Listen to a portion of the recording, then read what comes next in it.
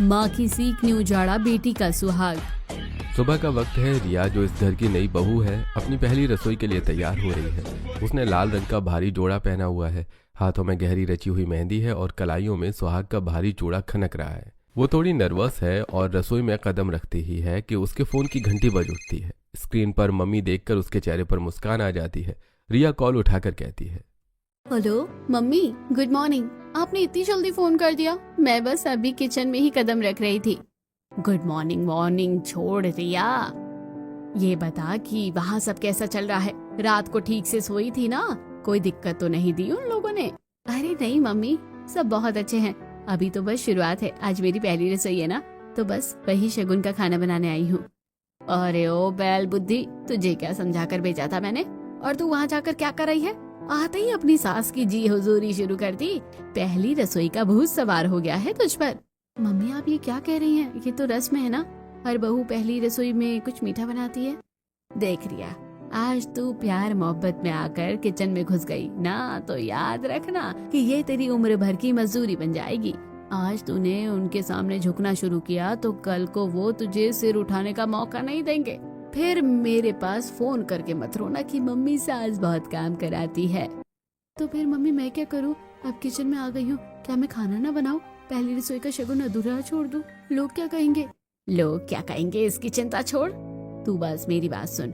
जा किचन में, लेकिन थोड़ा बहुत हाथ मार और सीधा बोल दे कि मम्मी जी मैं तो अभी नहीं आई हूँ, इतना सारा खाना मैं अकेले कैसे बनाऊंगी? तेरी सास पहले भी तो बनाती होगी ना, उसे ही बनाने दे। मम्मी आप जो कह रही है वो थोड़ा अजीब लग रहा है, पर शायद आप सही कह रही होगी। आप तो मेरी भलाई ही चाहेंगी। ठीक है, मैं देखती हूँ कि क्या करना है। कमला फोन रख देती है। तभी आर्यन किचन के दरवाजे पर आकर खड़ा हो जाता है। वो रिया को इस तरह खड़ा देखकर कहता है, क्या बात है मिसेज रिया आर्यन, यहाँ किचन के बीचों बीच खड़े होकर क्या सोच रही हो? अरे कहीं ये तो नहीं सोच रही कि नमक कितना डालना है? मम्मी पापा और मैं, हम तीनों डाइनिंग टेबल पर अपनी पलके बिछाए बैठे हैं। अरे जल्दी बताओ कितनी देर में मुहूर्त निकलेगा खाने का? आर्यन ये सब कहना बहुत आसान है, पर जरा मेरी हालत भी तो देखो। देखो मेरे हाथों पर कितनी भारी मेहंदी लगी हुई है, और ये चूड़ा देखो कितना प्यारा और महंगा है। अगर मैं इसे पहनकर आटा गूंथूंगी या सब्जियां काटूंगी तो सारा आटा चूड़े के डिजाइन में फंस जाएगा और फिर ये खराब हो जाएगा। आर्यन कुछ कहता उससे पहले ही सुमन किचन में आ जाती है। उन्होंने रिया की बात सुन ली थी। वो कहती है, अरे बिल्कुल सही कह रही है मेरी बहू। रिया बेटा, मैं तो शादी की भागदौड़ और तैयारियों में इतनी थक गई थी कि मेरा ध्यान ही नहीं गया। ये चूड़ा और मेहंदी तो सुहाग की निशानी है, इसे ऐसे रसोई के काम में खराब नहीं करना चाहिए। हाँ मम्मी जी, वही तो मैं कह रही थी। अरे बेटा तू परेशान क्यों होती है, मैं हूँ ना। तू बस एक काम कर, शगुन के लिए थोड़ा सा बेसन का हलवा बना दे। मीठा बनाना ही तो पहली रसोई की रस्म होती है, बाकी पूरा खाना मैं खुद बना लूंगी। थैंक यू मम्मी जी, आप कितनी अच्छी हैं। ठीक है, मैं बेसन का हलवा बना देती हूँ। रिया जल्दी जल्दी बेसन का हलवा बनाती है और अपने कमरे में चली जाती है। और फिर सुमन सारा खाना खुद बनाती है, लेकिन श्रेय रिया को ही मिलता है। डाइनिंग टेबल पर प्रकाश और आर्यन हलवे का पहला निवाला लेते ही रिया की तारीफों के पुल बांध देते हैं। अरे वाह भाई वाह, रिया बेटा मान गए तुम्हारे हाथ के स्वाद को। इतना लाजवाब हलवा तो मैंने आज तक नहीं खाया। सुमन, तुम्हारी छुट्टी होने वाली है अब रसोई से। वाकई रिया, ये तो कमाल है। मम्मी आज तो इसे नेक मिलना ही चाहिए। नेक क्या, मैंने तो इसके लिए सोने की अंगूठी पहले से ही निकाल कर रखी है। ये लो बेटा, तुम्हारी पहली रसोई का तोहफा। हमेशा खुश रहो। रिया अंगूठी पाकर बहुत खुश होती है, लेकिन उसका मन अब भी अपनी मम्मी की बातों में अटका है। जैसे वो कमरे में जाती है, अपनी माँ को फोन लगाती है और कहती है, मम्मी आपका आइडिया तो सुपर निकला।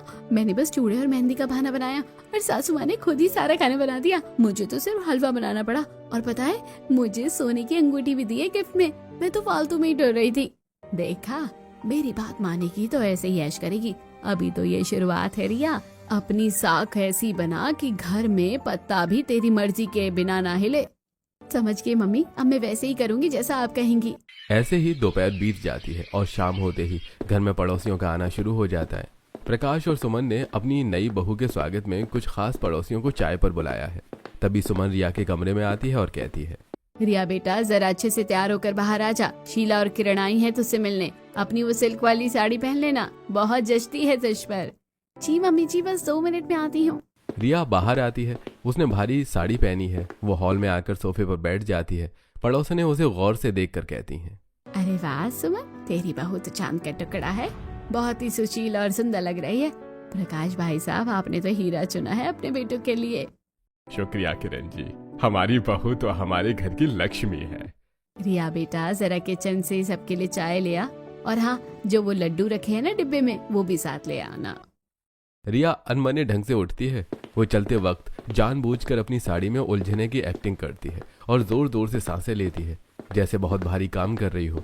जैसे तैसे वो किचन में जाती है और चाय बनाकर चाय, लड्डू और पानी लेकर बाहर आती है और सभी पड़ोसन को देती है। ये देखकर शीला कहती है, क्या हुआ बेटा, तबीयत तो ठीक है ना? तुम तो ऐसे चाय दे रही हो जैसे बहुत थक गई हो। नहीं आंटी, बस ये साड़ी बहुत भारी है ना, और गर्मी भी बहुत लग रही है,